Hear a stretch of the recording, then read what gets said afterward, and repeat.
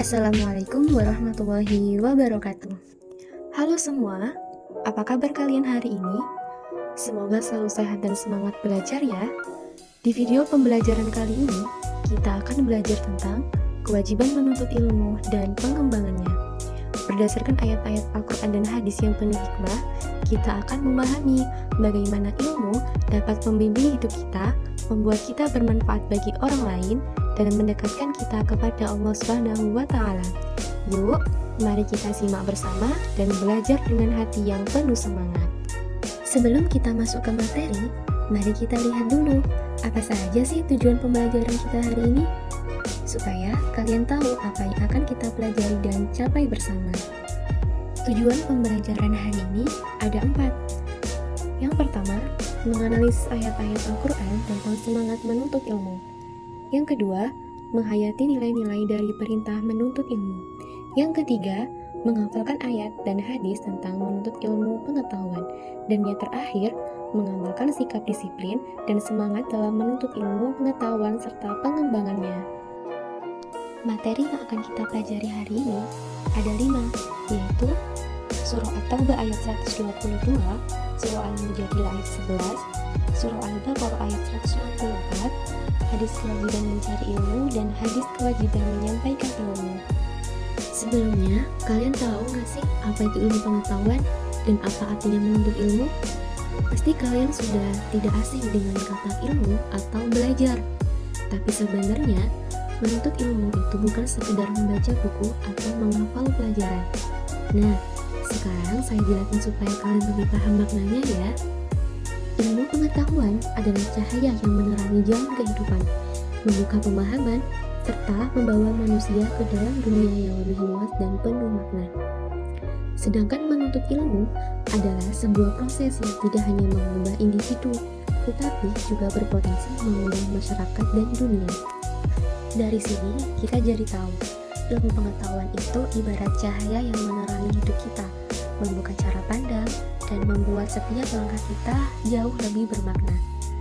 Dan menuntut ilmu bukan cuma soal membaca buku atau menghafal pelajaran, tapi sebuah proses belajar yang bersungguh-sungguh. Dengan menuntut ilmu, kita tidak hanya berkembang sebagai pribadi, tapi juga bisa membawa manfaat bagi orang-orang yang ada di sekitar kita. Langsung saja kita masuk ke surat yang pertama, yaitu Surah At-Taubah ayat 122, yang artinya, tidak sepatutnya orang-orang mukmin pergi bersamanya ke medan perang.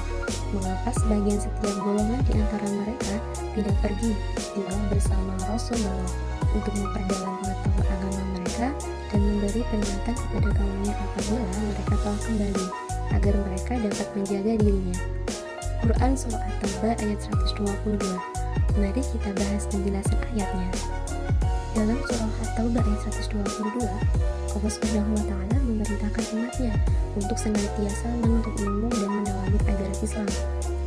Menuntut ilmu bukan sekedar kewajiban, melainkan juga merupakan bentuk jihad yang mulia, karena melalui ilmu, manusia mampu mencerdaskan kehidupan bangsa, menyejahterakan umat, dan menyebarkan nilai-nilai luhur ajaran Islam, sehingga membawa cahaya kebaikan bagi sesama.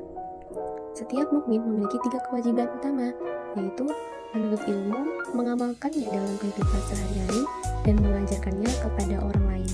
Nah, kewajiban ini sejalan dengan wahyu pertama yang diterima Nabi Muhammad SAW, sebagaimana tertuang dalam surah Al-Alaq ayat 1-5, yang mana ayat pertama, perintah Iqra atau bacalah. Ini menjadi awal dari penyebaran pengetahuan dan nilai-nilai kebaikan yang terus menjadi pedoman umat hingga kini. Kemudian ayat kedua, Allah Subhanahu wa Ta'ala mengingatkan asal-usul manusia dari segumpal darah dan memberi kemampuan menguasai bumi. Dengan kuasanya, Allah menjadikannya insan kamil seperti Nabi Muhammad SAW yang cerdas. Ayat ketiga, Allah Subhanahu wa Ta'ala memerintahkan kepada Nabi Muhammad SAW untuk terus membaca. Bacaan dan ilmu akan melekat melalui kebiasaan dan pengulangan. Ayat keempat, Allah Subhanahu wa Ta'ala menjelaskan bahwa melalui pena, pengetahuan dapat disebarkan dan manusia dapat memakmurkan dunia. Dan ayat kelima, Allah menegaskan limpahan karunia-Nya yang tak terhingga. Dialah Tuhan yang mengajarkan manusia berbagai ilmu bermanfaat menjadikan manusia unggul, dan membimbing kita untuk berkontribusi bagi kebaikan dunia. Membaca adalah perintah pertama dari Allah, karena dengan membaca, kita bisa belajar, berkembang, dan membangun peradaban. Semakin banyak membaca, semakin luas wawasan kita, sehingga ilmu bisa membantu memahami agama, menyebarkan pengetahuan, menciptakan seni, dan menjaga sejarah. Dan menuntut ilmu sebaiknya karena Allah, bukan hanya untuk pekerjaan atau kedudukan. Ilmu yang bermanfaat akan menguatkan hidup di dunia dan di akhirat, dan memberi kebahagiaan tersendiri bagi yang belajar dengan bersungguh-sungguh. Rasulullah SAW bersabda, "Jadilah kamu orang pandai, pelajar, pendengar, pencinta, dan janganlah kamu menjadi yang kelima sebab kamu akan binasa." Hadis riwayat Ad-Darimi ke-250. Artinya, kita harus berusaha belajar, mendengarkan ilmu, mencintai orang pandai, dan menjauhi kebencian terhadap ilmu. Dengan begitu, menuntut ilmu tidak hanya menambah pengetahuan, tapi juga pahala dan keberkahan hidup. Selanjutnya, surah Al-Mujadilah ayat 11, yang artinya, "Wahai orang-orang yang beriman, apabila dikatakan kepadamu, berilah kelapangan di dalam majelis-majelis, lapangkanlah, niscaya Allah akan memberi kelapangan untukmu. Apabila dikatakan berdirilah, kamu berdirilah. Allah niscaya akan mengangkat orang-orang yang beriman di antaramu dan orang-orang yang diberi ilmu beberapa derajat. Allah Maha teliti terhadap apa yang kamu kerjakan." Quran Surah Al-Mujadilah ayat 11. Yuk, kita pelajari arti dari ayat ini. Ayat ini turun pada hari Jumat ketika Rasulullah SAW berada di Sufah, tempat beliau biasa berkumpul dengan para pahlawan perang Badar, yaitu kaum Muhajirin dan kaum Ansor. Suatu saat, beberapa pahlawan terlambat datang, termasuk Sofit bin Qais, sehingga mereka harus berdiri menunggu tempat. Rasulullah SAW kemudian menyuruh orang-orang yang di sekitarnya untuk berdiri menjadi tempat bagi yang terlambat. Hal ini memicu kritik dari orang-orang munafik, tetapi Rasulullah SAW menegaskan, Allah merahmati siapa yang memberi kelapangan bagi saudaranya. Makna ayat ini mengajarkan orang beriman untuk memiliki hati yang lapang dan siap memberi, baik dalam majelis maupun kehidupan sehari-hari. Hati yang lapang akan membuka pikiran yang jernih, rezeki yang halal, dan pintu-pintu kebaikan di dunia dan akhirat. Rasulullah SAW juga menekankan pentingnya menolong sesama. Allah senantiasa menolong seorang hamba selama hamba itu masih bersedia menolong saudaranya, sesama muslim. Hadis riwayat Muslim dari Abu Hurairah ke 4897. Ayat ini mengajarkan bahwa Allah meninggikan derajat orang yang beriman dan yang berilmu. Iman itu seperti sumber kehidupan, sedangkan ilmu baik agama maupun dunia baru terasa manfaatnya kalau digunakan untuk kebaikan diri sendiri dan orang lain. Ilmu yang bermanfaat termasuk salah satu pusaka yang tidak akan habis, seperti sedekah jariah, ilmu yang berguna, dan anak soleh yang mendoakan orang tuanya. Kalau iman tanpa ilmu bisa salah jalan, dan ilmu tanpa iman bisa membahayakan. Jadi, iman dan ilmu harus selalu berjalan bersama. Kita masuk ke surah Al-Baqarah ayat 164, yang artinya, sesungguhnya pada penciptaan langit dan bumi, pergantian malam dan siang, bahtera yang berlayar di laut dengan muatan yang bermanfaat bagi manusia, apa yang Allah turunkan di langit berupa air, lalu dengannya dia menghidupkan bumi setelah mati atau kering, dan dia menebarkan di dalamnya semua jenis hewan, dan pengisaran angin dan awan yang dikendalikan antara langit dan bumi. Semua itu sungguh merupakan tanda-tanda kebesaran Allah bagi kaum yang mengerti. Quran Surah Al-Baqarah ayat 164. Mari kita uraikan penjelasan ayat ini.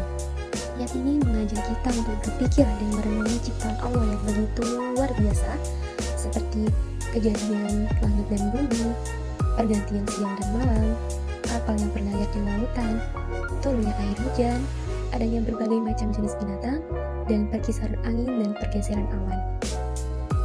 Dari semua tanda-tanda alam yang kita lihat, dari langit, bumi, hujan, angin, hingga hewan, kita belajar bahwa semuanya bukan terjadi begitu saja. Semua sudah diatur dengan rapi oleh Allah sebagai bukti kebesaran dan kasih sayangnya kepada manusia. Selanjutnya, ada hadis tentang kewajiban mencari ilmu.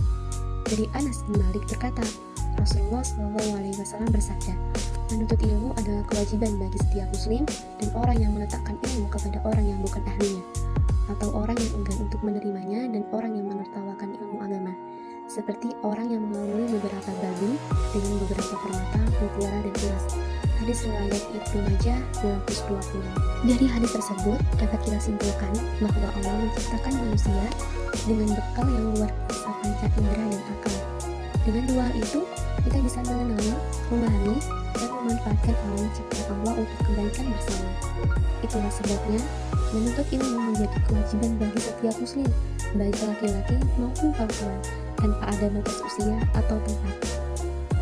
Sejak lahir hingga akhir hayat, kita dianjurkan untuk terus belajar, karena ilmu yang bermanfaat bukan hanya menambah pengetahuan, tapi juga membawa kemakmuran, kebahagiaan, dan keberkahan hidup bagi banyak orang. Dan yang terakhir ada hadis tentang kewajiban menyampaikan ilmu.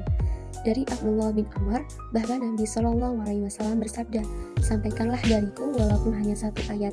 Ceritakanlah apa yang telah aku beritahukan mengenai Bani Israel, karena demikian itu tidak berdosa. Barang siapa sengaja berdusta tentang aku, kelak tempatnya di neraka."